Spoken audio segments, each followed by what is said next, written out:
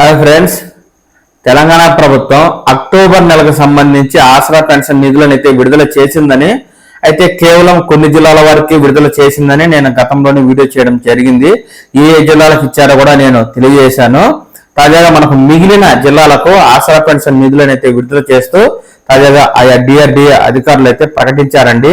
ఈ ప్రకటన మేరకు మనకు పాత పెన్షన్లు అంటే వృద్ధులకు 2016, దివ్యాంగులకు 4016 చొప్పున ఈ నిధులను అయితే విడుదల చేశామని, ఈ నిధులు తీసుకునేవారు సంబంధిత పోస్ట్ ఆఫీసులకు వెళ్లి తీసుకోవాలంటూ అధికారులు తెలియజేశారు. దీనికి సంబంధించి అధికారుల ప్రకటన అయితే ఈ విధంగా ఉందండి. నేటి నుంచి ఆసరా పింఛన్లు పంపిణీ. ఈ నెల 30 శనివారం నుంచి డిసెంబర్ 6వ తేదీ వరకు ఆసరా తదితర పింఛన్లు పంపిణీ చేయనున్నట్లు డిఆర్డిఓ శేఖర్ గారు ఒక ప్రకటన ద్వారా తెలుపుతున్నారండి.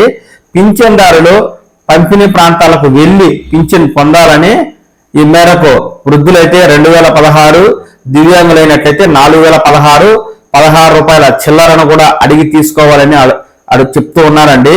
చాలా చోట్ల చిల్లర ఇవ్వడం లేదని పింఛన్దారులు ఫిర్యాదు చేస్తున్నారని, ఎక్కడైనా పోస్ట్ ఆఫీసులో ఈ 2016, 4016 సంబంధించి 16 రూపాయల చిల్లర లేదని చెప్పినట్లయితే సంబంధిత డిఆర్డిఓ అధికారులకు, ఆ పోస్ట్ ఆఫీస్ అధికారులకు సంబంధించిన ఫిర్యాదును పింఛన్దారులు ఇవ్వాలి అంటూ అధికారులు అయితే తెలియజేస్తున్నారు.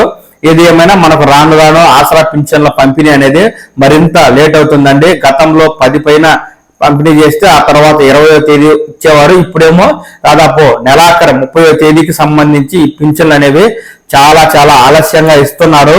ఇకనైనా పింఛన్దారులు కోరుతున్నట్టు ప్రభుత్వం ప్రతి నెల 1వ తేదీ నుంచి 5వ తేదీ మధ్యలోనే ఆసరా పింఛన్లు పంపిణీ చేసేలాగా ప్రభుత్వం అయితే చర్యలు తీసుకోవాల్సింది.